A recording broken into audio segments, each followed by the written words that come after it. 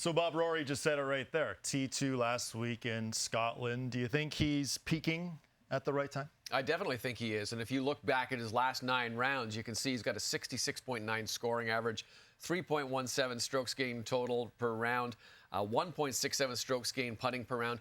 I think that he's finally sort of getting into a post-Masters. He's over the Masters now. He's focused, as he said in there. He really wants to kind of get this. This was bigger for him at the start of the season than it was going to be at the Masters. And I find that almost, I won't say it's hard to believe, but when you think about this is his home country, what he did last year, how he wants to, or last time, how he wants to make up for it a little bit, I can see where he's kind of charged up again. It seems like he's rested, he's ready to go. And it seems like he's in a much better headspace, right? Because, Bob, you were there at the PGA Championship with everything went down with his driver. You were there at the U.S. Open when he seemed kind of grumpy throughout the week. But now he had those few weeks to recharge in his new home in England. It seems like he's in a better headspace now, doesn't Yeah, I think we said in that piece, less is more. And I think there's so much pressure on Rory McIlroy to be the best golfer in the world, to be at everyone's beck and call, to answer every question.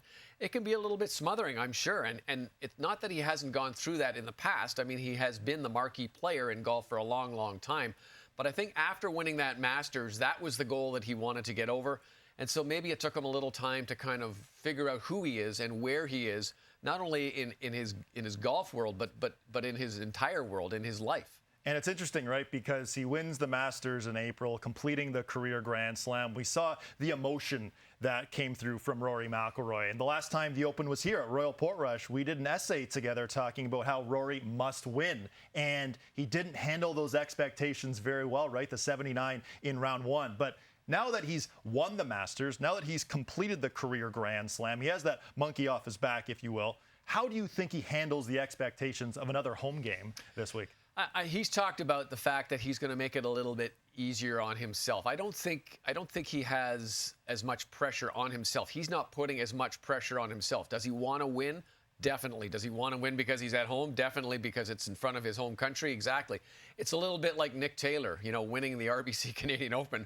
This is something that you want to do, and you want to achieve this. And I just think that now he's a little bit more comfortable, where if it doesn't happen, he's not going to be crushed like he was the last time around. Well, since that miscut at Royal Portrush, his best finish at the Open Championship is a third-place finish back in 2022.